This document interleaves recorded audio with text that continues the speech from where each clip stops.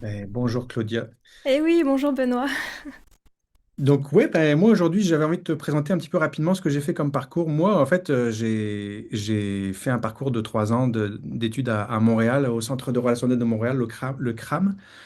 Et l'objectif de ce parcours-là, c'est finalement d'apprendre à se connaître, puis d'apprendre à identifier un petit peu c'est quoi mes blessures du cœur, c'est quoi les grosses émotions désagréables que j'ai vécues à un moment donné dans mon parcours, Mm. voir comment ça a un impact dans ma vie relationnelle aujourd'hui. Si je voulais résumer ça le plus possible, ça serait ça. Et ouais, une Euh, formation n'est pas une thérapie, mais forcément, bah, tu passes quand même toi à travers, en- à partir de tes propres blessures et problématiques. c'est ça. Je porte la croyance profonde, vraiment, vraiment profonde, puis c'est très important pour moi ce que je vais dire, c'est que le thérapeute doit avoir fait son bout de chemin sur la compréhension de ses propres blessures. Parce que le risque numéro un d'un thérapeute qui n'a pas fait ce boulot-là, c'est qu'il peut ou projeter inconsciemment des choses sur la personne, projeter ses propres solutions, mais il faut bien différencier ses blessures à soi des blessures de ton client. C'est fondamental. Ouais.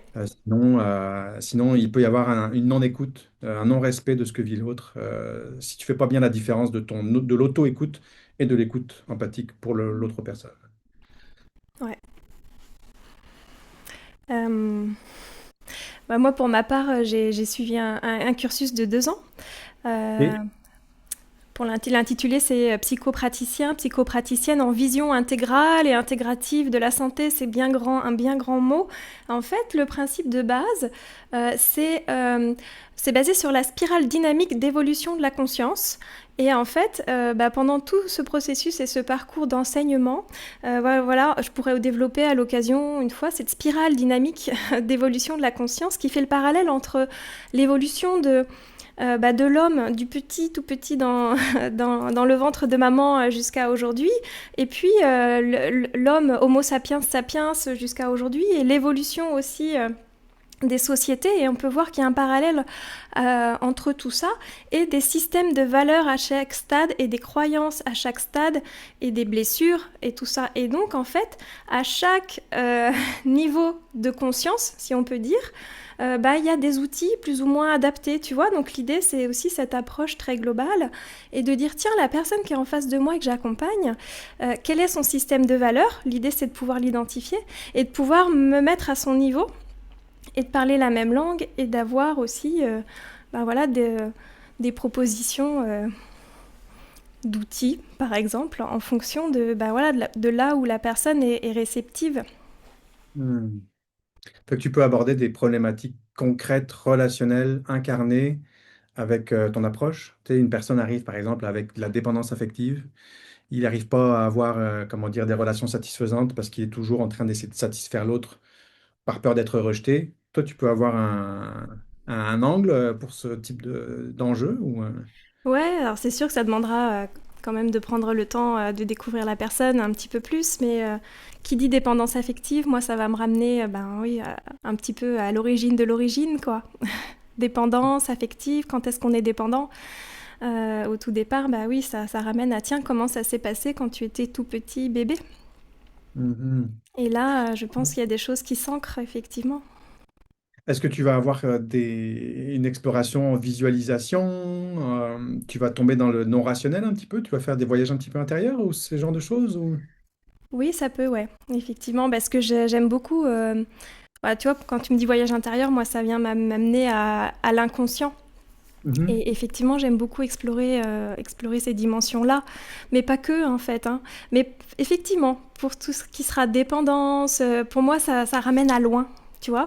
Comme si, ouais, on va chercher quelque chose dont on se souvient pas, même si on croit que c'est à cause de l'ex qui a fait ci, qui a fait ça. Oui, c'est vrai. Il y a eu peut-être dans cette rupture amoureuse ou dans ce vécu amoureux quelque chose euh, d'insécurisant ou de confrontant. Mais l'idée, c'est d'aller chercher, et en fait, un peu en gros, c'était comment avec maman, quoi. Pour moi, Mhm. je vais associer sécurité émotionnelle et maman. En tout cas, voilà. Ouais, Et ouais, des visualisations, et puis un travail autour de la naissance, des choses comme ça. passionnant. Et puis autour des besoins. Ouais. Ben, tu sais, au final, j'ai l'impression que les outils que tu utilises, puis mon approche, c'est quand tu regardes bien un être humain, quand ses besoins sont satisfaits, ses besoins fondamentaux sont satisfaits en général, il n'y en a pas trop de problèmes. C'est vrai que moi, j'essaie d'identifier assez rapidement c'est quoi le besoin fondamental de la personne qui n'est pas satisfait en ce moment Hmm. dans sa relation. Et c'est vrai que c'est toujours un besoin qui fait écho à des besoins non satisfaits de l'enfance, là. On n'y échappe pas, hein. Fait que tu es là où tout à l'heure tu parlais de conscience. Moi, j'aime bien guider la personne, l'accompagner plutôt vers. Tu sais, tu parlais de conscience. Moi, j'aime bien l'expression de dire qu'il faut qu'il le voit. Tu sais, c'est la conscience, là, mais des fois, si tu as une blessure, par exemple, de culpabilité, tu te sens un petit peu coupable de tout et de rien, tout le temps. Tant que tu le vois pas, donc tant que c'est pas monté à ta conscience, ben tu vas pas pouvoir accepter que tu portes ça, commencer à t'en responsabiliser, éventuellement aller à la rencontre de la partie de toi qui est blessée puis qui a besoin d'être sécurisée. Mais ouais, je te dis ça parce que la blessure de culpabilité, moi, c'est quelque chose que j'ai vu il y a pas si longtemps de ça que ça chez moi. Puis ça m'est apparu comme un espèce d'éléphant dans la pièce, comme ah, OK. La majeure partie de mes comportements sociaux, relationnels, affectifs sont influencés par cette blessure-là. Et je ne l'avais pas vue. Je savais que je pouvais porter une culpabilité. La culpabilité, c'est humain. On en a tous besoin pour vivre en société, là. Pas faire de mauvaises choses. Mais la culpabilité de fond, qui est comme un espèce d'état généralisé, ça, c'est quelque chose que je n'avais pas vu. Et c'est Fait que- récent que tu l'aies vu? Comment? C'est récent? Tu l'as vu récemment? C'est dans les derniers mois que j'ai vraiment vu à quel point elle était enracinée, cette blessure-là de culpabilité chez moi. Et Se alors, sentir. et tu sais quoi faire avec maintenant que tu l'as vu? Enfin voilà, j'entends effectivement, pour moi c'est aussi ce chemin de voir pour ensuite... Ouais, tu sais, tu parlais tu utilisais le mot de conscience. Moi, je dis le voir. Le voir, ça fait vraiment beaucoup parce que maintenant, à chaque fois que j'ai une émotion de peur qui monte en lien avec ma culpabilité, par exemple, si une personne, il y a un risque qu'elle se sente mal, moi, je vais avoir une impression que ça va être de ma faute ou qu'il va falloir que je fasse quelque chose pour ça. Fait Hmm. qu'il y a une espèce de peur, une petite panique qui monte, une petite insécurité. Puis ça, maintenant, ce signal-là, je l'associe à ma culpabilité. Donc, je peux, comme un gars qui va désamorcer une bombe, là, qui connaît la Ouais, bombe, qui sait que c'est c'est le ça. fil rouge qu'il faut couper, ben maintenant je suis capable d'identifier. Hmm. Je sais de quoi me parle cette peur. Avant, on pouvait mettre un terme générique sur ce genre d'émotions comme l'anxiété, le stress, la panique. Maintenant, je sais que c'est de la culpabilité mal gérée et Hmm. mal qui n'est pas à sa place. Fait que je peux la désamorcer. C'est comme si tu avais, en tout cas, pu mettre un mot plus précis sur l'anxiété. Euh, hein, parce C'est ça. qu'effectivement, on peut être anxieux pour différentes raisons, dans différents contextes, et là, clac, ouais. Oui, Hmm. pour moi, l'anxiété, c'est un mot valise qui aide pas. Parce que pour certaines personnes, ça va être la peur du rejet. Pour d'autres, ça va être la peur de dévalorisation. Pour moi, ça va être la culpabilité. Pour d'autres, ils veulent surtout pas vivre de la honte, de l'abandon, de l'injustice. Il y a des grosses peurs fondamentales qui se trahissent par des mouvements de panique, d'insécurité. Puis on appelle ça de l'anxiété. Mais pour chaque personne, il va y avoir des dominos différents, là, tu sais. Hmm. Peur de l'anxiété, peur de la culpabilité, qui fait tomber dans l'insécurité, qui fait tomber dans des comportements évitants ou alors qui fait tomber dans des comportements de prise en charge relationnelle. Tac, tac, tac, tac, tac, ça tombe en anxiété parce que je suis plus capable de mettre mes limites, je me respecte plus. Mais à la base, tu as une peur fondamentale qui crée tout ça, là. Fait que si tu n'es pas capable de voir ta peur, ben, l'anxiété, tu peux prendre des cachets et tu peux essayer de la gérer de toutes sortes de façons. Mais si tu n'identifies pas la blessure de base, ça va toujours rester une espèce de nuage noir, pas clair, là. Ouais, et c'est vrai que dans notre métier de thérapeute, pour le coup, je trouve, enfin, c'est le pouvoir des mots et de nommer, même si l'écoute est très importante, la présence, évidemment, le chemin qu'on a fait nous-mêmes et tout ça, mais nommer. Et ça, c'est vraiment, enfin, je trouve que c'est tellement beau de voir le verbe qui soigne, je sais pas trop comment on peut dire aussi. Et Mhm. c'est en t'écoutant, ça m'intéresse de voir ça, c'est qu'effectivement, accompagner la personne en face de nous à, à mettre des mots, à sentir, à cheminer, à associer le mot au ressenti. Oui, oui, Ouais. oui, oui. Associer le mot au ressenti, là, ça, c'est quelque chose. Moi, j'ai un processus en 7 étapes pour... ouais, ça s'appelle le processus du changement créateur. Puis je ne vais pas les dire toutes parce que c'est... je ne sais pas si ça a place ici, mais Mm. l'étape numéro 1, c'est identifier la blessure. Et donc, pour moi, identifier la blessure du cœur, c'est associer en effet le mot et le ressenti. Tu l'as dit très bien, là, mais il y a quand même un truc qui se fait quand les deux se rejoignent, là. Oh, c'est ça que je vis. Ah, c'est de la culpabilité. Tiens, un exemple tout bête qui m'a fait réaliser que je portais une blessure de culpabilité, c'est que j'ai eu toujours tendance dans mes relations sociales, affectives, amicales, familiales, à me diminuer un peu par peur que l'autre, que je déborde sur l'autre, que l'autre vive de l'infériorité, de la jalousie. Fait que je voulais pas que l'autre vive de la jalousie, fait que j'ai eu toujours tendance à me diminuer un petit peu. Mais au final, le jour où j'ai mis le mot culpabilité là-dessus, ah, je me sens coupable et responsable de l'état émotionnel de l'autre. Ah, ok, ben, je peux arrêter de faire ça maintenant. Tu sais, je peux Mm. changer mes comportements. Mais il a fallu que j'identifie le vécu, l'espèce de malaise, là, puis le mot, pour que ça devienne un médicament, que je puisse prendre ma pilule. Étymologiquement, je crois me souvenir que dans culpabilité, c'est quelque chose de coupé. Effectivement, quand tu ressens cet état intérieur, tu deviens presque coupé de toi-même aussi. D'être justement très branché sur l'autre. Mm. Waouh, ben merci, je savais pas ça. Je vais faire ma recherche parce que ça m'intéresse beaucoup. C'est mon sujet de recherche en ce moment, la culpabilité, en fait. Ok. Bon, alors, tu sais, moi j'aime beaucoup la langue des oiseaux. Tu connais la langue des oiseaux? Mm. Oui, Ouais. j'ai lu dessus. Bah, c'est Bernsteinas, Eh oui, oui, Bernstein, oui. Patrick? Patrick Brandsteinas qui en parle. C'est la langue des alchimistes, effectivement. Mhm. C'est les mots cachés dans les mots. Après, culpabilité, bon, bah, je dis comme ça vient, mais c'est aussi le cul qui n'est pas habilité. Euh, bon, bah, allez, à faire les recherches aussi de ce Oh, côté-là. j'adore. Coupable. Mm. Ouais, ouais, ouais. Ça m'éclaire hein, ce que tu me dis là, merci. On a beau être des thérapeutes, on est en cheminement comme tout le monde, puis c'est une quête perpétuelle, hein. Moi, j'aime bien dire que la quête de l'humain, c'est la liberté d'être soi. C'est trouver la liberté d'être soi complètement. Moi, pour moi, c'est ça mon objectif. Puis c'est ça que j'essaie d'aider mes clients à faire. Fait que moi, je le cherche aussi. C'est la quête d'une vie, là, la liberté d'être soi. Je sais pas, toi, comment ça se passe, la liberté d'être soi. Est-ce que tu as la liberté d'être toi complètement? Ouais, mais tu vois, je t'écoute et en même temps, forcément, je sonde intérieurement. Est-ce que j'ai la liberté d'être moi? En tout cas, le mot quête me parle et je prends. Parce que oui, c'est une quête. Euh, je pense que plus ça va, plus je touche et je vis cette liberté d'être moi. Et presque après, ce qui me vient, mais c'est quoi être moi? Donc là, ça vient encore, tu sais, ouvrir de nouveaux champs, de nouveaux espaces. Et puis être soi, c'est aussi cette dimension, tu vois, j'ai encore cette spirale en disant, mais oui, mais je suis toujours en évolution. Mais ouais, la liberté d'être soi. Ouais, au final, j'ai l'impression que plus j'avance sur ce chemin, plus je me rends compte que c'est simple. C'est bizarre, c'est compliqué et c'est simple. Je suis d'accord. C'est vraiment du retour à l'essentiel. Les clés sont dans le retour à l'essentiel, mais pourquoi on n'a pas cette information-là?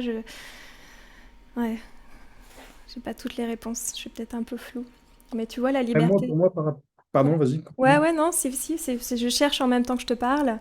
Mais tu vois, j'ai des images de d'aller voir l'océan, d'aller marcher dans la nature, d'aller Ouais. retrouver une forme d'essentiel qui est là, en fait. Mm. C'est parce que de ce que je comprends, moi, de ce que c'est qu'être un être un être humain, là, c'est être tiraillé entre le mental, puis l'intelligence du cœur, l'intelligence intuitive, le non rationnel, j'ai presque envie de dire. Tu sais, je suis pas quelqu'un qui va avoir une spiritualité collée au plafond, mais je pense qu'on porte tous en dans nous une lumière, là. On a tous une petite parcelle de vie à l'intérieur, puis cette parcelle de vie-là, elle porte sa propre intelligence. Je me suis toujours représenté l'humanité ou les humains ou l'univers comme si c'était une grande assiette qui avait été cassée, puis on a tous un petit bout de cette assiette à l'intérieur de nous. Mais il est tous différent, tu sais, il n'y a jamais un bout qui va ressembler à l'autre. Puis ça, cette petite parcelle-là, elle a sa propre intelligence. Puis on a tendance à la museler, cette Mm. intelligence, corps-là, parce que cette intelligence, elle est dans le corps. On va avoir tendance à la censurer, à la refouler, parce que ça ne correspond pas à l'image qu'on devrait être, à l'image ou au projet qu'on a pour nous-mêmes, ou à ce qu'on s'était dit qu'on allait faire. Puis quand cette intelligence-là, puis ce projet qu'on a pour nous-mêmes rentre en conflit, ben, tu sais, ça donne de l'anxiété, burn-out, épuisement professionnel, divorce, tout ce que tu peux imaginer, là. Puis c'est pour ça que les gens viennent nous voir. Mais c'est ça. La liberté d'être soi, c'est d'être capable de jongler entre ces deux intelligences-là, puis d'être unifié, de comprendre à quoi mon mental me sert, puis à quoi, et donner de la valeur à cette partie-là de Ouais, nous-mêmes. c'est ça. Et que les deux sont des alliés, des partenaires. Quand Exactement. je dis les deux, voilà, Allez, ou les deux, les trois, les quatre, ben, le mental, les émotions, le corps. Euh, ouais, ces différentes dimensions. Et pour reprendre la métaphore de l'assiette et de tous ces petits morceaux, ce que ça m'évoque, c'est qu'en fait, il n'y a pas deux morceaux pareils.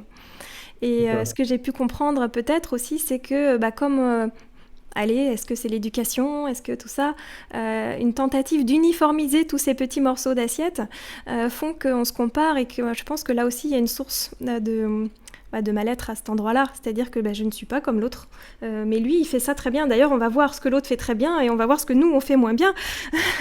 Et donc, waouh, c'est souffrant de vouloir s'uniformiser alors qu'en fait, ouais, c'est encore une phrase que j'ai en tête que j'aime beaucoup, mais on a tous notre note à jouer dans la Mhm. grande symphonie de l'univers. Et ouais, chacun sa note.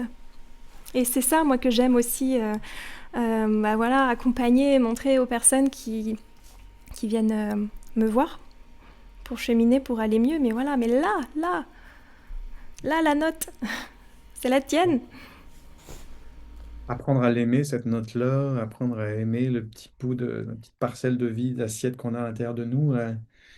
Et c'est vrai que, je sais pas, ça c'est encore une fois quelque chose quand tu le vois, que je suis unique, puis que juste ça, ça a de la valeur. C'est que juste le fait que ta note, elle ressemble pas à celle des autres, juste ça, ça définit ta valeur. C'est comme, t'as rien besoin de faire.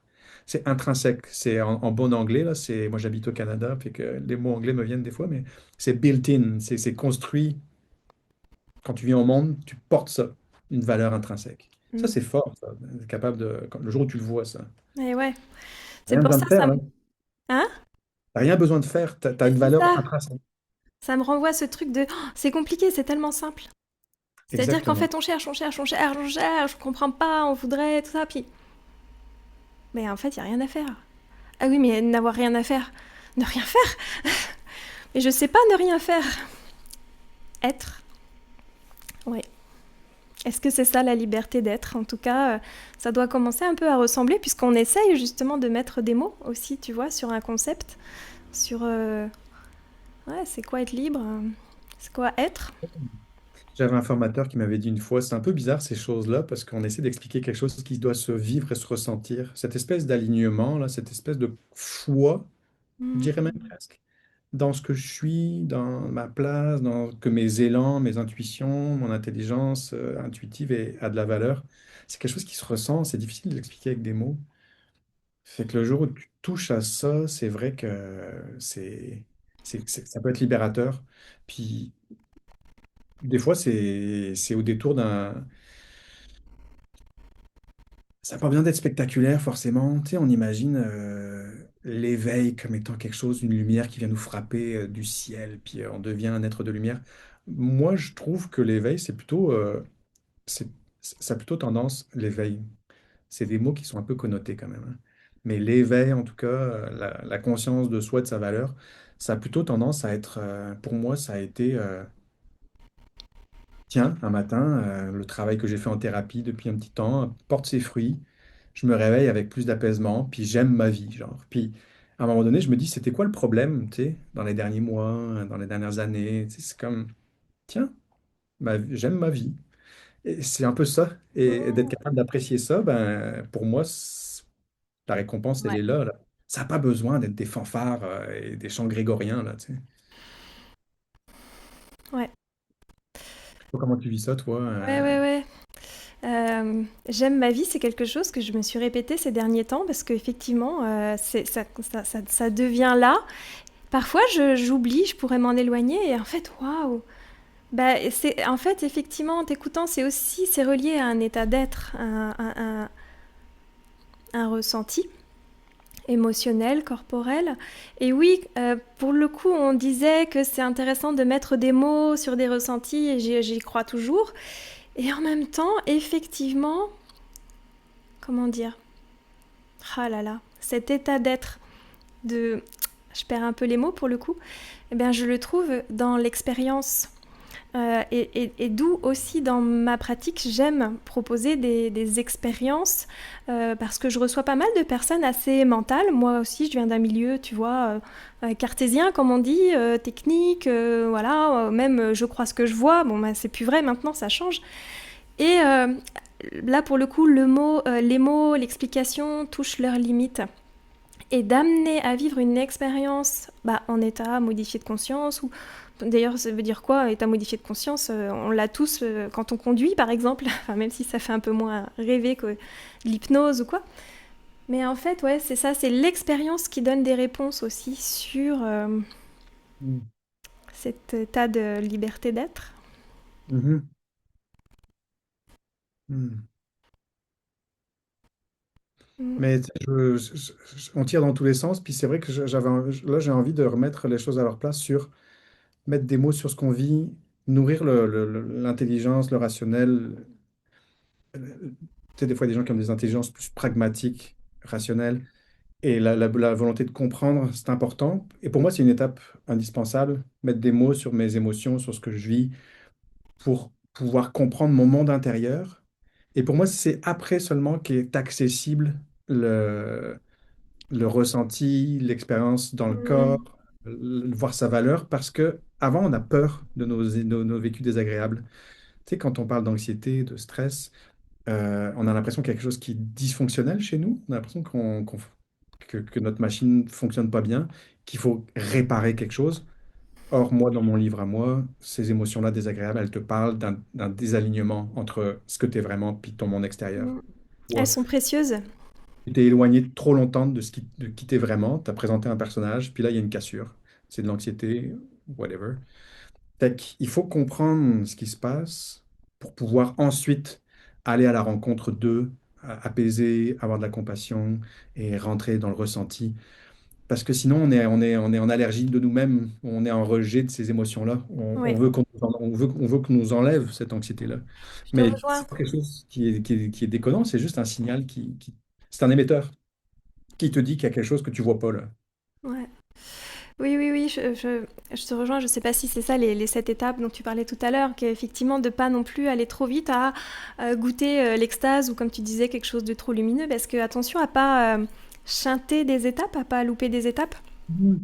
Et C'est ça. effectivement l'étape de la reconnaissance euh, et presque aussi de se pardonner, comme tu dis, enfin pas se pardonner, tu as pas dit ça, mais Ça le marche. côté Ah d'être ouais, ça anxieux, fait quoi. partie du processus. Pardon. Mm. Vas-y, Tu Ali. vois, et je rencontre beaucoup de personnes aussi qui ouais, je leur dis, mais vous avez le droit d'aller mal.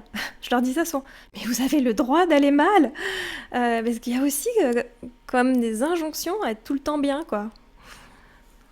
Et bah, vous allez mal, quoi. Qu'est-ce que tu veux? On va pas non plus se forcer à aller bien dans cet instant-là précis où, comme tu dis, justement, vous avez aussi un message de qu'est-ce qui dissonne, qu'est-ce qui... On va chercher. Ouais. Qu'est-ce qui est la cause de cette anxiété? Elle a... Elle n'est pas contre vous, elle informe. L'étape numéro 1 de mes fameuses 7 étapes, là, ça va devenir un drôle de mystère, il n'y a rien de mystérieux là-dedans, mais c'est vraiment accueillir. Accueillir ce qui est là. Accueillir, même si au tout début, on n'est pas capable de mettre des mots, là. Si je suis anxieux, on accueille. On accueille. Est-ce que c'est quoi? Est-ce que c'est permanent? Est-ce que c'est une boule dans le ventre? Est-ce que c'est une boule dans la gorge? Est-ce que j'ai perpétuellement peur? Est-ce que j'ai du mal à sortir de chez moi? Est-ce que en relation, j'ai du mal à m'affirmer? On accueille. Ensuite, on identifie. Mais c'est vrai que l'étape de l'accueil, c'est une étape fondamentale parce que, en fait, ça me touche même presque de te dire ça parce que c'est tellement, Quand je le vois avec mes clients, ou moi qui étais sur ce chemin-là, c'est un peu comme si, je le vois comme si tu posais les armes un petit peu. C'est comme t'arrêtes de te battre contre toi, là. Il faut à un Mmh. moment donné accueillir ce qui est là, c'est arrêter de se battre contre soi-même. Ouais, je peux pas le dire autrement. C'est aller à la rencontre. Arrêter de penser qu'il y a un ennemi à l'intérieur de nous. Et, tu sais, l'amour de soi peut pas fleurir sans cette étape-là de qu'est-ce que tu veux me dire, tu sais? Mon corps, qu'est-ce qui se passe là? Si un enfant tombe de son vélo, qui se blesse, puis qui pleure, est-ce que tu te verrais lui dire comme allez, remonte sur ton vélo, crée, bouge-toi le cul, tu vas y arriver? Non, une seconde là, on va le prendre dans les bras, on va lui faire un petit câlin, un petit bisou sur le genou. Il faut l'accueillir dans sa souffrance là. C'est ça qu'on ne sait pas faire avec nous-mêmes. Oui, c'est ça, j'allais dire avec nous-mêmes, hein, on sait pas le faire. Je réfléchissais aussi en t'écoutant, je me disais, est-ce que l'espace qu'on propose, tu vois, un espace thérapeutique, un cabinet de thérapeute, permet peut-être plus de ce ralentissement et cet accueil entre soi et soi. En fait, finalement, le thérapeute est là dans l'accueil, mais est-ce que c'est pas le client lui-même qui s'autorise à s'accueillir en miroir, quelque chose comme ça? Moi, c'est comme ça que je fonctionne en tout cas. C'est précieux là, hein. Mm. Ouais. Des fois, ça a l'air de rien. Des fois, il y a des séances qui sont un petit peu plus bavardes que d'autres. Et des fois, les séances les moins bavardes sont les plus efficaces parce que on a ralenti. Juste ralentir, là. Des fois, je le dis à mes clients. Là, ça serait bien. Juste, on peut ralentir une petite seconde ici, là. Tu sais, parce que blablabla. Oui, puis j'ai vécu ça. Wow, wow, wow, wow, wow, wow. Est-ce qu'on peut ralentir, là? Il y a des choses à accueillir. Ce que tu me dis, c'est gros, là. Ça me touche de te dire ça aussi. Mm. On Mais sait t'avais plus, fait on a du ça la mal. dernière fois dans notre échange, là où je te partageais un petit peu mes peurs, de pas avoir les bons mots, de pas avoir le... Waouh! Et effectivement, bah pour le coup, ouais, de vivre ce ralentissement, ça m'a, ça m'avait aussi touchée et ouais, a permis de me reconnecter plus au ressenti, à mon ressenti. Ouais, à la peur qui est là. Hmm. À la peur qui était là pour toi, là. Et ouais, À l'insécurité, à la peur de ne pas être à la hauteur. Et c'est le petit enfant qui tombe du vélo, là. Tu sais, wow, attends, une petite seconde, j'ai peur, là. J'ai peur de ne pas être à la hauteur. Ah, on peut ralentir là-dessus, là, un petit peu. Puis ramener un petit peu de compassion à cet endroit-là, là. L'amour de soi, pour moi, c'est pas quelque chose qui est... comment je pourrais dire? Je- on tire un peu dans tous les sens, là, mais tu sais, pour moi, le bonheur, ça s'apprend. C'est pas quelque chose qui est évident, le bonheur. Puis quand on ralentit, quand on s'écoute, quand on est capable de nommer ce qu'on vit, quand on commence à être capable de voir comment nos peurs elles peuvent avoir des impacts sur nos relations, qu'on prend soin de nos défensives, on s'apprend là, on apprend comment on fonctionne, littéralement comme si on apprenait du chinois là. Tu sais, ah ok, je fonctionne comme ça, c'est ça ma blessure fondamentale, ça a tel impact sur la relation. Plutôt que d'avoir un comportement défensif, je pourrais peut-être avoir un mécanisme de protection à la place. Ah bah je vois que ça a un autre impact sur la relation. Et ça me fait me sentir fier de moi. L'amour de soi, il grandit quand tu commences à te connaître, à t'apprendre, à apprendre ton langage émotionnel. Puis là, le bonheur naît parce que d'un coup, tu es aligné, tu sais. Mais il y a un chemin, tu sais. C'est pas comme si... Moi, des fois, j'utilise la métaphore d'apprendre le chinois parce que je le vois vraiment comme ça. Tu ouvres un livre de chinois, puis il y a plein d'idéogrammes, ça ne fait aucun sens. Puis tout doucement, tu commences à comprendre c'est quoi ton langage émotionnel. Puis du coup, tu commences à comprendre ton intelligence intuitive et ce dont on parlait au début, là. Là, tu peux commencer à unifier ton rationnel, puis quitter vraiment. Puis magiquement, presque, j'ai envie de dire, des fois, ta vie, elle change un peu. Là où tu avais voulu changer des choses tout le temps, ben là, par ce chemin-là, ben là, ta vie, elle se modifie. Il y a des personnes que tu vois que, par exemple, dans ton entourage, que ce soit amical, amoureux, whatever, ben, tu vois que c'est pas aligné avec qui tu es vraiment. À un moment donné, ça devient évident. Fait que là, ben, tu choisis ton entourage. Ben là, ça change ta vie, tu sais. C'est juste que tu es devenu plus aligné, en fait, avec qui tu es vraiment. Tu as moins peur d'exister pour ce que tu es. Fait que, et ouais. par capillarité, j'ai presque envie de dire, tout le monde extérieur s'aligne avec ce que tu changes à l'intérieur de toi. Je parle beaucoup, j'ai l'impression, Claudia. Et c'est quoi, toi, qui t'a amené à faire ce métier? Enfin, après, voilà, c'est peut-être aussi d'aller toucher quelque chose de personnel, là, mais c'est pas neutre parce que c'est pas depuis toujours que tu es thérapeute. Donc, C'est vrai, mais je vais te le dire si tu me le dis pour toi après. ouais, bien sûr. Mais moi, en fait, j'ai deux parents qui sont quand même dans le soin. J'ai une mère qui est quand même branchée sur l'ésotérique et l'astrologue. Et j'ai mon père qui est plutôt dans le corps, lui, qui a été il a une formation de kinésithérapeute et qui a travaillé sur le dos toute sa vie, qui a eu un gym, une salle de remise en forme. Et donc, j'ai toujours été quand même un peu connecté aux soins, au corps, au monde un peu émotionnel. Mais j'ai pris une voie artistique pendant longtemps. J'étais réalisateur, caméraman, Ouais, puis photographe. t'aurais pu être réfractaire en tant qu'enfant parce qu'on est, enfin, je sais pas, on n'adhère pas toujours à ce que les J'ai été parents proposent. réfractaire. J'ai j'ai pris mon chemin à moi, j'ai été réfractaire, mais le jour où j'ai vu que dans mon monde intérieur, il y avait une grande confusion, j'ai commencé à m'intéresser à comment je fonctionne par mes propres outils. Là, j'ai pas utilisé ceux de mes parents, j'ai été chercher mes outils, mais finalement, nos parents n'ont pas toujours raison, mais j'ai fait la paix avec mes parents un peu dans ce moment-là où j'ai commencé à mieux comprendre qui ils étaient, qui j'étais, c'était quoi l'impact qu'il y avait eu entre eux puis moi dans mon développement, puis des choses qu'ils me disaient à l'époque qui étaient vraies, des choses que j'ai compris qui me disaient sur moi en tout cas, j'ai eu des croyances qui se sont créées. Bref, tout ça pour dire qu'au final, j'ai commencé à me mettre sur le chemin parce que j'avais de la confusion à l'intérieur de moi. Au niveau émotionnel surtout, là, justement, je faisais de l'anxiété. Je comprenais pas c'était quoi. Je voulais comprendre comment fonctionne un être humain. Le Mm. point de départ de pourquoi je suis devenu thérapeute, en fait, Claudia, c'est que j'ai voulu comprendre c'était quoi une émotion. Ah ouais. Techniquement, là, tu sais, qu'est-ce qui se passe dans le corps? Est-ce Mm. que c'est chimique? Est-ce que c'est électrique? Où ça naît? Est-ce que c'est dans le cerveau? Est-ce que c'est dans le corps? Est-ce que c'est dans le système nerveux? J'ai voulu comprendre c'était quoi une émotion. Et j'ai commencé à faire mes recherches et j'ai trouvé aucune réponse concrète.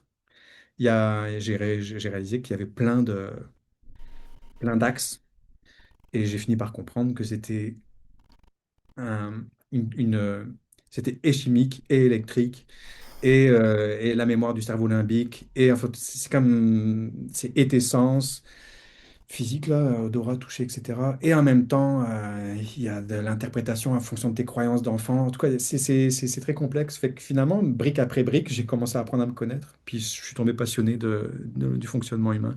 Fait qu'au début, c'est ça. C'est comme, c'est quoi une émotion? C'est vraiment ça mon, Ah ouais, ouais. Ouais, ben mon- justement, peut-être après, ouais, faut que je vais te dire pourquoi moi aussi, mais ouais, ça part d'une souffrance aussi, peut-être de cette anxiété forte. Ouais, ouais. Oui, oui, moi, j'avais une anxiété sociale, agoraphobie, claustrophobie. J'avais du mal à être dans un endroit où il y avait beaucoup de monde ou des endroits restreints.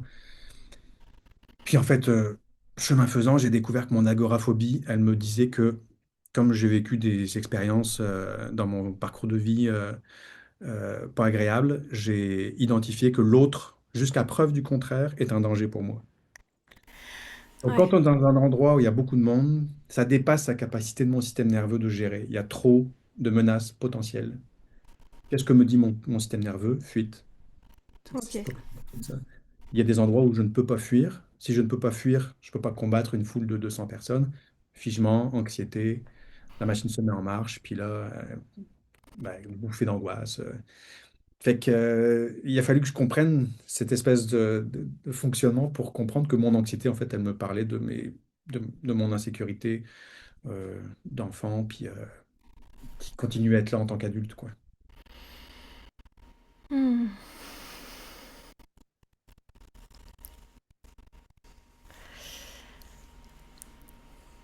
À moi de répondre à la question. Ouais, c'est toi qui t'as amené à vouloir devenir thérapeute, Claudia. Ouais, ouais, j'avais en fait, je me rends compte que maintenant, il faut que je réponde. Je cherche. D'aller dans le détail du personnel, mais en tout cas, je te laisse juge, là. Ouais, ouais, ouais, bien sûr. Après, tu vois, effectivement, je pense que depuis très très longtemps, depuis toujours, j'ai une curiosité du fonctionnement de l'humain, mais c'est pareil, c'est peut-être pas encore la source et l'origine de l'origine. C'est-à-dire que c'est comme si, depuis longtemps, j'ai une complexité à m'intégrer aussi, euh, à peut-être avoir peur de l'autre, un peu, ça résonne ce que tu disais, et à pas avoir le mode d'emploi. Il y a quelque chose qui ressemble à ça, et je dis, mais comment on fait? Et donc, forcément, bah, c'est souffrant. C'était souffrant pour moi, Et en même temps, de me rendre compte que j'étais très touchée dans un premier lieu, sûrement par mes proches, par ma famille, comme si enfin, je te le dis peut-être depuis aujourd'hui maintenant, mais comme si j'avais accès à leurs émotions et je ne sais pas si c'est les miennes, si c'est les leurs. Et, et après, en réfléchissant là, en fait, je crois qu'à l'origine, ce qui m'a amené, c'est qu'à la puberté, j'ai développé une maladie auto-immune qui est pas très grave, mais quand même, qui est venue, voilà, par ses symptômes, par son apparence, me donner une information au départ, de dire bah zut, pourquoi j'ai ce truc-là moi. Et quelque part, le symptôme m'a amené à chercher. Et je suis allée chercher, et je suis allée découvrir des pratiques thérapeutiques qui m'ont fait waouh, j'adore ça. En fait, à partir de là, je me suis rendu compte, même là, je loupe des étapes, mais ouais. Il y a un moment, bah voilà, des épreuves de vie, on pourra développer à d'autres occasions, ont fait que j'ai eu besoin d'aide, j'ai eu besoin de me faire accompagner par un thérapeute, j'ai eu besoin de pratiquer certaines choses, et je me suis dit, mais je m'amuse en fait, et je croyais que j'avais perdu, que c'était plus possible de retrouver cette insouciance et cette joie. C'est paradoxal, hein, parce que ça part d'une souffrance et en même temps des expériences de soins comme une constellation familiale par exemple, où waouh, ça m'a apaisé, ça m'a fait du bien, et j'ai trouvé ça passionnant. Après, ça a pris du temps, ça a pris quelques années, ça a pris aussi d'autres épreuves de vie qui m'ont confrontée et qui ont amené à un moment à cheminer pour moi et à me dire que j'avais envie d'accompagner les autres. Ouais. Hmm. Ouais. Ça part d'une souffrance à la base. Oui. On ne change pas parce que tout va bien, hein. Il y a une souffrance, il y a quelque chose qui te parle, il y a quelque chose qui te dit ça va pas, faut changer quelque chose. Fait que toi, ça part d'une souffrance, comme souvent, là. Ouais, c'est ça. Souvent, j'aime bien aussi dire, enfin, je crois qu'on n'est pas thérapeute par hasard. En général, ça part d'une souffrance, ça part d'un chemin personnel qu'on a fait, on a dû trouver des clés. Enfin, je dis on, je parle pour nous deux. Enfin, en tout cas, moi, je sais que j'ai effectivement trouvé des clés joyeuses. Et donc, ben ouais, ça donne un petit peu envie de diffuser, de partager. Il y a un truc qui me vient par rapport à ce que tu dis là, puis qui est, je pense, peut-être intéressant pour les gens qui nous écoutent, s'il y en a. Oui, il y en aura. C'est que ce que tu dis là par rapport à ton parcours, je trouve ça important. Ce qui marche pour toi ne marchera pas forcément pour un autre. Et c'est important pour un autre ou pour une autre de se responsabiliser de son bonheur. Je disais tout à l'heure, le bonheur, ça s'apprend. C'est important d'aller à la rencontre de soi. Tu as dit constellation familiale, j'imagine que tu as fait plein d'autres types de thérapies. Moi, je pourrais pas te faire la liste tellement que j'ai fait de trucs là. PNL, EMDR, hypnothérapie, sophrologie des mémoires prénatales et de l'enfance, des psychothérapies classiques, constellation familiale, je l'ai dit. En tout cas, il y a des choses qui m'ont énormément parlé dans certaines approches, d'autres pas du tout. J'ai vraiment eu l'impression d'avoir perdu mon temps, mais en route, chemin faisant, la petite chose que j'ai repris de la constellation familiale, la petite chose que j'ai pris ici, là et là et là, c'est finalement ça a construit la connaissance de moi, mais ça t'est pas acquis. C'est pas parce que tu as été voir un psy 5 séances que ça s'est pas bien passé que la psychothérapie, qu'il faut tout rejeter en bloc. C'est important de continuer à être curieux, d'aller voir éventuellement d'autres approches, puis euh, parce que c'est beaucoup l'alliance thérapeutique qui fait la différence selon moi, la qualité d'écoute et euh, j'ai presque envie de dire la qualité relationnelle entre le client, le patient, puis le thérapeute qui fait que il peut y avoir un chemin qui se fait parce qu'il faut se sentir en sécurité avec la personne, il faut que... En tout cas, euh, pour moi, ça a pris des années comme toi parce qu'il a fallu que je me suis pas arrêté au premier échec, à la première déception thérapeutique ou autre. Là. Je me Hmm. suis fait 6 mois de psychothérapie avec une psychothérapeute qui était au demeurant fort sympathique, mais j'ai vraiment eu l'impression d'avoir fait aucun chemin pendant ces 6 mois-là. C'est peut-être pas exactement vrai, parce que j'ai peut-être compris deux, trois petites choses, mais en bout de ligne, si je m'étais arrêté là, je serais peut-être pas là où je suis aujourd'hui. Et oui, bien sûr. C'est vraiment cette notion de processus, de toute façon, pour moi, dans l'accompagnement thérapeutique. Et puis tu vois, il y a effectivement la rencontre entre le thérapeute et le client. Ça marche pas avec tout le monde. Et puis, bah, il y a les étapes de vie, il y a le moment où tu es plus disposé, plus disponible. Et, euh, et tu sais, il y a aussi cette phrase-là, moi j'entends parfois des clients, ou même moi, des fois je le dis, non mais c'est pas vrai quoi, avec tout ce que j'ai fait, j'en suis encore là. Je sais pas si t'as déjà ce truc, cette sensation que t'as pas avancé. Mais c'est une illusion, on avance tout le temps. Même pendant là les quelques années que t'as citées où tu dis j'ai pas avancé, j'ai peut-être compris deux, trois trucs. Bah ouais, c'était le processus nécessaire. Enfin, je sais pas, il y a... On peut Ouais, ouais, pas, on peut pas ne pas avancer pour moi. ouais, ouais, ouais. C'est vrai. Le bonheur, ça s'apprend. C'est vraiment mon mantra auquel je reviens. Je commence à te connaître. Je sais que tu en as plusieurs des mantras aussi, là. Des phrases que tu aimes bien, mais celui-là, je l'aime beaucoup. Quand je perds de vue, justement, le processus ou que je vis de l'impatience, bah, je me rappelle, ouais, non, mon bonheur, il s'apprend, puis il s'apprend jour après jour. En ce moment, j'ai beaucoup de projets sur la table, puis j'ai l'impression que ça avance pas assez vite à mon goût. Mais probablement que ce que j'apprends en ce moment, c'est écouter mon rythme, mes limites psychiques, physiques, émotionnelles. Tu sais, ça sert à rien que je... J'avais un Hmm. prof qui disait, on peut pas faire pousser une fleur plus vite en lui tirant dessus. Ah oui, ah, moi Euh, j'ai presque le même. C'est On quoi? peut pas tirer sur la salade pour qu'elle pousse plus vite. Bon, bah voilà. Avec l'accent du Nord, mais non, de Normandie, bref. Mais ouais, pardon, en fait, justement, tu vois, en t'écoutant, je me dis, tiens, ça me donne envie de ralentir, tu vois, je reprends ta proposition sur cette sensation de manquer de temps Hmm, que tu vis là, quoi. Et en même temps, bah là, la sensation t'informe. c'est ça. Parce que là, en l'occurrence, dans l'exemple que je cite, où j'ai l'impression que ça va pas assez vite, je suis en fait dans un sentiment d'urgence. Il faut que ça aille plus vite. Puis de quoi ça me parle, au fond du fond, ça me revient, ça m'amène toujours à mon insécurité de il faut que mes affaires avancent, j'ai besoin de. C'est c'est pas que je suis insécure financièrement, mais j'ai un fond d'insécurité, fait que ça se traduit dans le financier, dans le professionnel, dans le personnel. Il faut que ça avance vite pour que je règle cette insécurité de fond. Fait que Mm. si par exemple, je n'étais pas conscient du tout de ça, je pourrais tomber dans le workaholisme, dans le travail à outrance, puis m'épuiser, puis aller vers le burn-out quand je suis dans ces zones-là, parce que je pourrais avoir tendance à m'oublier. T'as déjà Dans- fait ça? Comment? T'as déjà fait ça? Peut-être d'aller Une fois, ouais, en j'ai été surmenage? ouais.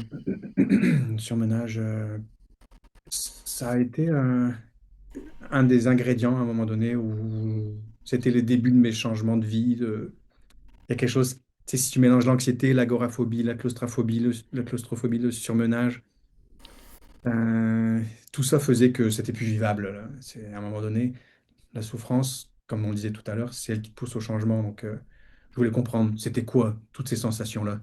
Ouais. Les tensions, les boules dans le ventre, les, les... j'ai- j'aime bien dire les épaules en boucle d'oreille, tu sais, toujours un peu comme ça, là. Pourquoi je me comporte comme ça? C'est quoi ces réactions physiques-là? Puis, c'est ça. Je regarde l'heure en même temps. On dit que c'est un rendez-vous classique d'une heure, comme si c'était une vraie séance. Ouais, j'aime bien cette idée-là, moi, parce que tu sais, en fait, quand tu vas faire une séance, enfin, je sais pas, toi aussi, t'as peut-être un thérapeute. Enfin, on est thérapeute, mais on a aussi nos séances à nous. Et finalement, c'est ouais, d'accueillir ce qui est là, ce qui vient dans la séance. Complètement. Et puis, on verra, de toute façon, c'est organique aussi. Ça peut évoluer, ben, parce qu'on se découvre un peu tous les deux en même temps. Et ouais.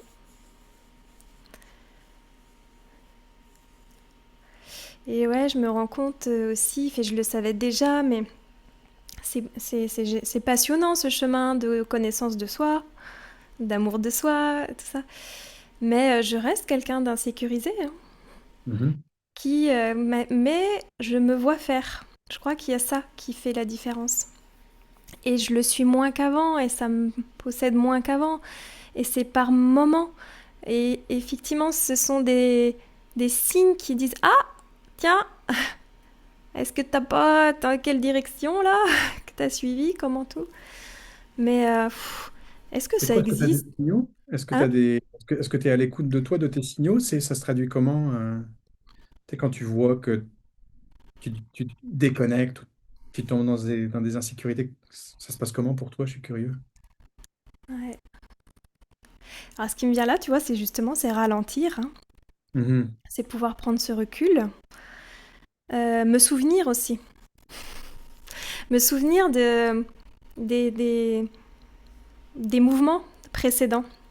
Mhm. Euh, En fait, je sais que ça va pas durer tout le temps, même si dans le moment où je suis un peu en état dépressif, on pourrait dire, Mhm. j'ai l'impression que ça va jamais s'arrêter. Mais je me Mhm. souviens que ça s'arrête et que on est cyclique. J'ai d'autres clés, effectivement, bah, aussi du cycle féminin. Là, c'est vrai que ça peut aider, en fait, de voir, tiens, ah mais oui, c'est ça, je me souviens, c'est un moment où je suis un peu moins patiente. Et puis, bon, après, voilà, c'est vrai que moi aussi, j'aime beaucoup l'astrologie. Et parfois, ça m'aide, ça m'éclaire. Là, c'est peut-être un peu mental, mais de me dire, ah ouais, tiens, ok, je comprends, il y a quelque chose qui s'invite pour moi. Mais là, je ramène un peu du mental. Après, vraiment, clairement, si je sens que je suis pas très bien, ouais, je pense que c'est ça, c'est une respiration, du recul, une pause. Et pourquoi pas, à nouveau, effectivement, d'aller voir l'océan, d'aller reconnecter la nature. Mhm. Le problème avec tout ça, ce que tu dis, c'est qu'on nous l'a tellement dit qu'on finit par plus y croire et plus donner de valeur à tout ce que tu viens de dire. Ralentir, respirer, se reconnecter à la nature. En Mm. fait, c'est de l'instant présent, c'est de la pleine conscience, ce que tu dis là. Ouais.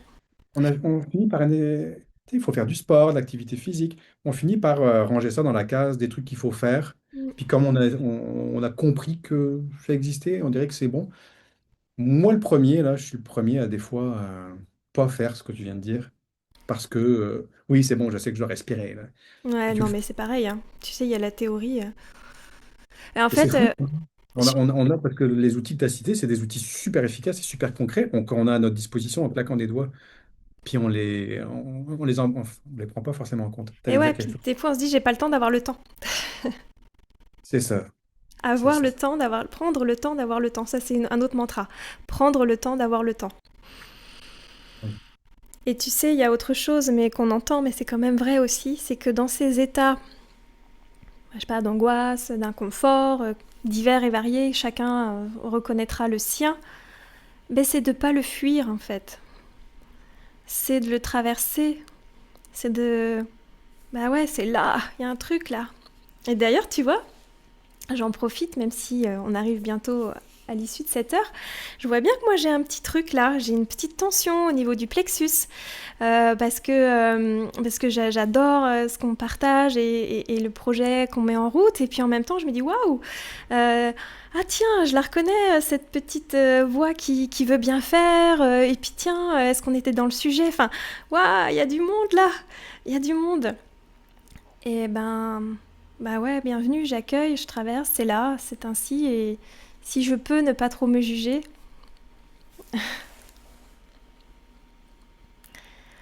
Je te reçois hein, dans cette petite enfant perfectionniste là, dont tu me parles là.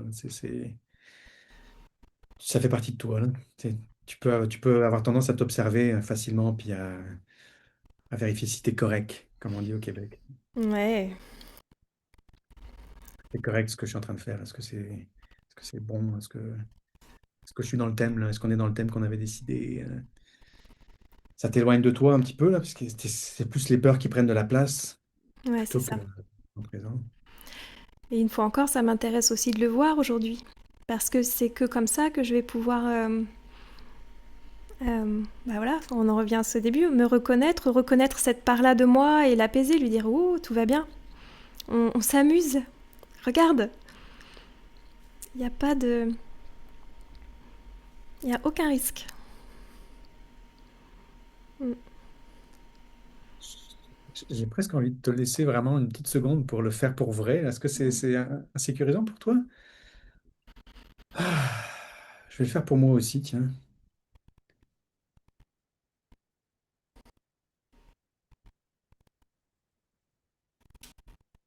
Mm. Soupir intentionnel, expiration, ralentissement. Moi, comment je fonctionne, c'est que quand je suis dans... Je le dis parce que les gens nous regardent, peut-être qu'ils ont envie de savoir comment on fait, mais moi, le chemin que j'ai trouvé, c'est que je vais vraiment prendre dans les bras quelque chose qui est à l'intérieur de moi, là. C'est difficile à expliquer, mais si je devais donner une image, ce serait ça. Aller soutenir, aller comme accueillir. Comme on prendrait un enfant dans les bras, là. Parce que moi aussi, j'ai une introjection de perfection. Je veux bien faire. Je veux que ce que je dis, ce soit percutant. Je veux que je sois bien entendu. Je veux que je sois amusant, mais en même temps, blablabla. Oui, accueillir ce petit enfant-là, et lui donner un petit break, là, comme, ah, c'est bon. On est là pour s'amuser, comme tu dis. Avec un petit soupir, petite expiration, puis déjà, je vois que mon état intérieur s'est calmé. Puis c'est drôle, j'ai même eu mon ventre qui a fait comme un petit gargouille. Pour ceux qui connaissent les branches sympathiques, parasympathiques, là, sympathique, c'est l'activation dans ton système nerveux, combat-fuite. Puis parasympathique, c'est plutôt calme, digestion, socialisation. Puis en général, quand tu vas te faire un massage, par exemple chez le massothérapeute, ça se peut que ton ventre gargouille parce que ton système nerveux passe en parasympathique. Fait que ça Ah oui. active plutôt les fonctions Hmm. actives, sociales, etc., repos. Donc, j'observe Hmm. maintenant mon basculement de ma branche du système nerveux, parce que c'est ça que je te disais tout à l'heure sur comprendre comment fonctionne l'être humain. Tu peux pas faire l'obstacle de comment fonctionne ton système nerveux. Quand je suis en sympathique, par exemple, quand je suis en agoraphobie, il y a plein de monde autour de moi, je suis activé. Tu sais, les yeux sont comme vers l'extérieur, le cœur, les poumons, les muscles sont comme tendus, prêts à combattre ou fuir. Quand je suis sur le massothérapie ou repos, ben là, les muscles sont détendus, c'est plutôt le système digestif qui est activé. C'est intéressant de voir comment tu peux basculer d'un état à un Ah, autre. c'est hyper intéressant. Je connais moins ça, mais on en parle beaucoup. Mais oui, clairement, le système nerveux, là, voilà, je vois bien. En tout cas, ben oui, je sens, j'ai traversé et tout ça. Et ce temps de pause, moi, ça m'a amené à presque, tu vois, avoir les larmes aux yeux, à sentir une émotion. Parce que c'est cet accueil, hein, je pense, d'une part de moi, et d'être touchée, mais c'est plutôt agréable. Et par Mhm. contre, ce que ça m'a fait, c'est waouh, tu sais, quelque chose de ah, mais je suis vulnérable. Mhm. Et comme ouh, Mhm. ok, ça va, tout va bien aussi, il n'y a pas de danger, tu vois. Ouais, Mais effectivement, de plus, enfin, de pouvoir toucher cette zone vulnérable. ben oui, ben oui. Mm. C'est incroyable parce que quand tu fais ça, ben, tu offres aussi à ton système nerveux, pour le coup, un temps de repos et donc à ton corps en général, là, comme on parle beaucoup des mécanismes de survie, des états de survie, et sans trop comprendre exactement ce que c'est, mais l'état de survie, c'est comme être perpétuellement dans la vigilance qu'il y a une menace dans le monde extérieur, de nous faire nous sentir rejetés, pas importants, abandonnés, whatever, tout ce qui est possible de ressentir. Mm. Le truc, c'est que des fois, cet état nous quitte jamais. Et que Ouais. là, ce que tu viens de faire, c'est que tu viens de donner un petit break à ton système, tu as laissé une partie vulnérable de toi exister, ça t'a fait monter une émotion. Et ça, c'est super important parce que ça apprend à ton système qu'il y a de la sécurité dans la vulnérabilité. Et on ne peut pas vivre sans cette Mm. bascule entre la sécurité et puis la vigilance. On est designé pour faire cette bascule-là des milliers de fois par jour. Mais si tu es tout le temps dans la vigilance puis dans la peur, c'est là où tu vas vers l'anxiété et le burn-out parce que tu Mm. ne donnes jamais à ton corps le moment de repos, d'accueil. Ouais. Dans ta vulnérabilité, il n'y a pas de sécurité. À un moment donné, ça va crasher. Ouais, ça m'ouvre encore à d'autres sujets, mais c'est vrai qu'on arrive au bout là. Mais tu vois, je sais, ça, je sais pas si ça pourra faire un thème et puis de toute façon ça viendra ou pas, mais moi j'ai compris aussi à force de cheminer, c'est que en fait j'ai une capacité à être efficace et performante quand c'est compliqué, quand il y a de l'intensité, quand il y a du danger, comme si c'était dans ce mode-là que je gère pas mal le truc, tu vois. Et en Mhm. fait, la paix, le calme, la bienveillance, l'amour, c'est là que je dois apprivoiser parce que ouais, il y a toujours cet effet de vigilance Moins maintenant, hein. Mais j'ai bien vu ça, c'est-à-dire que moi, si tout va bien, ah, est-ce que je peux relâcher? Ben voilà, ça fait partie. Je vais repartir avec ça parce que je vois bien que c'est encore un petit peu là. Ah, il y a un nœud là, c'est clair. Ouais. Un petit nœud là. Mm. Mais c'est cool que tu mettes ça sur la table parce que tu sais, notre petit podcast s'appelle. Notre podcast, pas notre petit podcast, s'appelle En séance avec Benoît et Claudia. Ouais. Et l'objectif pour moi, puis je pense que c'est partagé, c'est de donner du contenu, mais aussi de montrer éventuellement un chemin.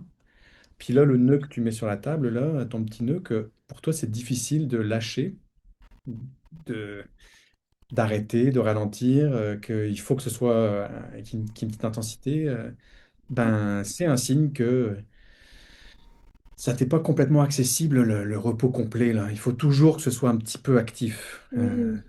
Ouais, il y a comme Puis, toujours une petite vigilance, ouais. Mm. vigilance, c'est ça. Fait que si pour toi, c'est difficile de se sentir en sécurité dans le relâchement, dans rien faire, dans, dans ta branche parasympathique de ton système nerveux, ben, tu vas jamais vraiment complètement t'autoriser à baisser ta garde. Puis on a besoin de ça pour notre équilibre psychique, physique. On a besoin d'apprendre à faire ça. Puis je sais très bien de quoi je parle, là. J'ai dû littéralement apprendre à faire ça, comme si j'allais à la salle de sport, là. Il a fallu que j'apprenne à le Mm. faire. C'est la bonne nouvelle, on peut apprendre. C'est ça qui est génial avec le corps humain, c'est qu'il est construit pour la résilience. En fait, pour moi, le travail consiste plus à lui donner l'opportunité de s'autoréguler. En fait, j'ouvre une grosse porte à 1 minute de la fin, mais c'est lui donner l'occasion de faire son homéostasie. Tu sais, l'homéostasie, c'est le fait que si tu donnes à ton corps euh, euh, le terrain adéquat pour son équilibre, il va revenir à son équilibre. Mm. C'est pas toi qui régule ton corps, c'est que tu lui donnes les circonstances pour qu'il puisse le faire. Et si t'as pas appris à faire ça, ben, tu vas toujours être dans une dysrégulation. Là, en l'occurrence, je parle plus de système nerveux là, spécifiquement, mais ça marche pour tout. Ça marche. Tu sais, Waouh. si tu donnes que des bonnes fibres Mm. à ton système digestif, ben, il va arrêter d'être inflammé. Il va revenir à son état initial. C'est Waouh. comme un Ça me ressort qui va rebranche toujours. sur l'importance de l'environnement, hein, et du système qui nous entoure, quoi. Alors, est-ce que c'est l'assiette de bas? Mais waouh. Et après, c'est là qu'il n'y a rien à faire. C'est-à-dire que, enfin, ouais, se caler sur cet environnement naturel. Et bah, tu vois, j'ai encore une phrase qui me vient, hein. On pourrait parler longtemps. Mais c'est ça que j'aime aussi dire et que je suis heureuse d'avoir découvert. C'est-à-dire que la bonne nouvelle, c'est qu'il n'y a que nous qui puissions faire ce chemin-là. On pourrait se dire, ah ouais, mais quand même, lui, il m'a fait ça, l'autre. Non, oui, non. Et waouh, on a des clés intérieures et ça, c'est vraiment joyeux. Ouais, le bonheur, ça s'apprend. C'est notre responsabilité. Ouais, Je pense qu'on est arrivé à l'heure, hein, il me semble, hein. ouais. Bon, ben, on s'est dit au revoir et à la prochaine fois. Ben oui, je rappelle rapidement que nous, notre podcast s'appelle En séance avec Benoît et Claudia, puis que c'est un rendez-vous qu'on essaie d'avoir mensuel. Mhm. Et on se retrouve une prochaine fois pour un prochain épisode pour ce genre de discussion passionnante. Merci Claudia pour ton accueil, puis merci pour ton élan, parce que c'est toi qui m'as tendu la main pour ces échanges-là, donc je veux te rendre hommage pour ça. Merci d'avoir accepté cette main tendue. Et puis effectivement, l'idée, c'était pour moi, ce qui m'a touchée, c'était à la fois bah, un homme et une femme, d'échanger dans nos sensibilités différentes, nos regards différents. Ça fait énormément sens pour moi. Et puis, bah oui, forcément, on a des parcours chacun de quête, comme on disait, peut-être de liberté d'être, mais aussi le fait d'être thérapeute et à notre tour d'accompagner des personnes. Eh ben, en fait, je trouve que c'est très riche et très intéressant aussi d'amener ça dans nos échanges et dans l'idée, à voir comment ça évolue, comment ça se crée. Mais j'aimais bien, ouais, cette idée un petit peu d'entrer en immersion comme dans une séance de thérapie. Donc là, bah, aujourd'hui, on prend nos marques parce qu'on se découvre, on se connaît très peu. Et c'est ça qui est chouette aussi, je trouve, hein, parce qu'on va se Ouais. découvrir à travers cette approche-là, tout comme quand on reçoit quelqu'un en séance. Bah, en fait, bah, c'est un chemin de découverte, ouais. Et pour terminer, j'ai quand même envie d'ajouter que si jamais les gens veulent prendre rendez-vous avec nous, ben, les informations seront dans les descriptions, là. C'est l'objectif, c'est aussi montrer qui on est, puis ça se peut qu'on soit aidant pour des personnes, Ah qu'on oui. inspire pour X raisons, un élan d'aller vers du soin, de la prise en charge de son propre bonheur. Eh ben Donc, oui. Eh ben ouais. Toi, tu consultes à Montréal et en je suis à visio? Montréal, ouais. Moi, je suis en Ok. visio, donc c'est mondial dans la Eh ben ouais, il y a ça aussi. francophonie. Et donc voilà, en fait, on est, c'est quoi, transatlantique comme échange. Ouais. Et j'ai des clients en Suisse, j'ai un client en France. Mais oui, il y a la visio qui est possible aussi, c'est ça. Ouais, bon, bah, en tout cas, effectivement, si certains souhaitent, ben c'est possible. Pour toi aussi, Claudia, donc toi, tu es en France, c'est ça. Ouais, au Sable d'Olonne en France. Moi, je vais diffuser au Québec aussi l'échange, donc ça se peut que les gens, si on le dit pas, ils pensent que tu vas être une Française installée Ah ici. ouais, ouais, ouais, ouais. Et puis moi, j'adore l'accent québécois. Bon, bah écoute, ouais, merci beaucoup, à bientôt. Merci beaucoup.